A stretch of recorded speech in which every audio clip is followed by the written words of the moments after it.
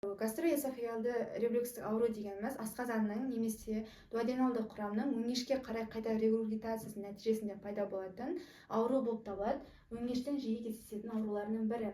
Енді этиологиясына келетін болсақ, біз оның этиологиясын үш түрге бөліп қарастыруымызға болады. Біріншісі төменгі өңеш сфинктерінің спонтанды релаксациясы.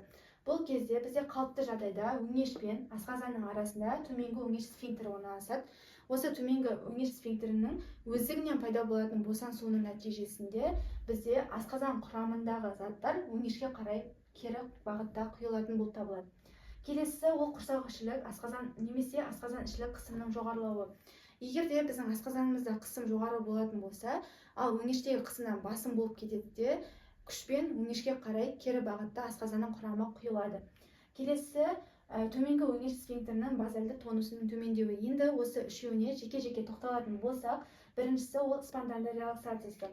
Бізде қалыпты жағдайда өңештегі қысым асқазандағы қысымнан төмендеу болады, сәл-пәл төмендеу болады. Соның нәтижесінде сонымен қатар релаксация болып жатыр.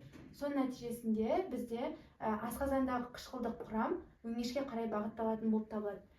Өңештегі қышқылдық ортаға қысқандықтан қалыпты жағдайда ол жерде негізі 8 болады pH-ы. Қышқылдық құрам барғандықтан бізде 4-ке дейін төмендеп, 4-тен де төмендеп кетуі мүмкін. Келесі бізде құрсақішілік асқазан ішілік қысымның жоғарылауы. Оған бірнеше себептер алып келеді. Біріншісі алиментарлы факторлар.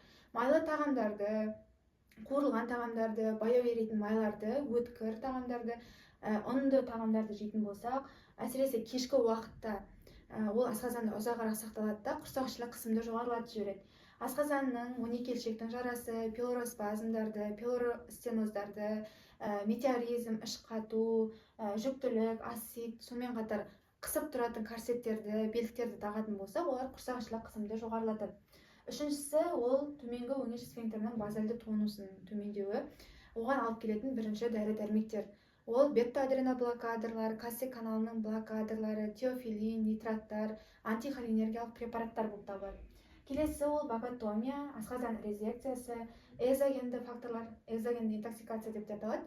Яғни темекіні, алкогольді жатқызуымызға болады. Ең негізгісі ол осының төртінші себебі бізде диафрагмада орналасқан өңештік саңылаудағы өзгерістер. Егер де диафрагмада қалыпты жағдайда нормада өңештік саңылау өңешке қарай механикалық қысым түсіреді де оның тонусын ұстап тұрады. Ал патология кезінде диафрагманың өңештік саңылауының операциядан кейінгі араласулары немесе грижасы кезінде ол кеңіп кетеді, саңылау кеңіп кетеді де механикалық қысым да төмендейді, төменгі өңеш сфинктерінің тонусы да төмендеп кетеді.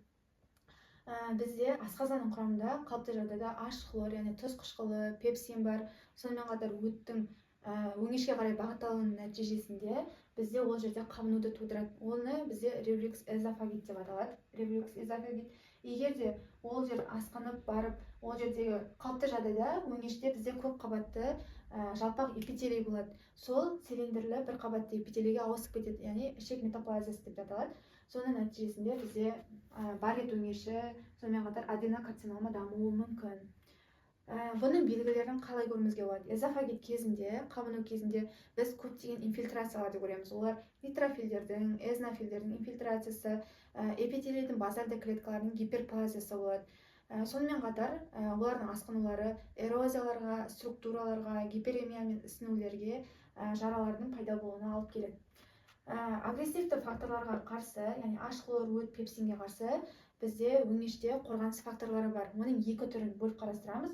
Ол өңеш клиренсі деп аталады, сосын екіншісі өңештің кілегей қабығының резистенттілігі деп аталады. Өңештің клиренсі деп отырғанымыз ол өңештің тазару уақыты. Ол екіге бөлінеді. Біріншісі өңештің қалыпты перистальтикасы, екінші сілекей безінің қалыпты секрециясы. Өңештің қалыпты перистальтикасы дегеніміз, егер де асқазаннан H хлор келетін болса, тұз қышқылы өңеш жиырылады да, бізде H хлорды төменге қарай бағыттайды. Келесі сілекей безінің қалыпты секрециясы.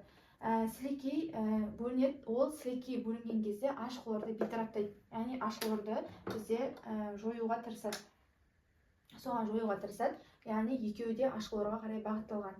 Одан кейін келесі өңештің кілегей қабығындағы бізде резистенттілік. Оның өзі де екіге бөлінеді, өңеш клиренсі сияқты.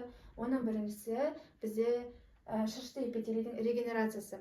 Шырышты эпителийдің регенерациясы бізде шырышты эпителий өңештің үнемі жаңаруға, регенерацияға қабілетті болады. Ал келесі ол бізде без секрециясы.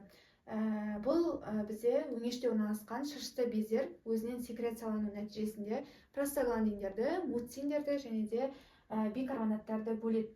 Ал бұл заттар бізде асқазанның құрамына қарсы оның қышқылдық құрамын басуға көмектеседі. Яғни оның механизмі мына жерде.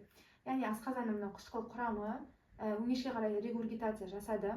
Соның нәтижесінде өңеште шырышты бездер орналасады. Осы шырышты бездер өздерінен простагландин Е2-ні, муцинді, бикарбонаттарды шығарады да, олар мынамен әрекеттесіп бейтараптауға қалыпты жағдайда бұлар тең болады. Бірақ гастроэсофагеалды рефлюкстік ауру кезінде қорғаныс факторлары агрессивті факторлардан көрі аздау болады да, соның нәтижесінде ол эзофагиттің дамуына, одан кейін асқынып барет өңештің дамуына алып келеді.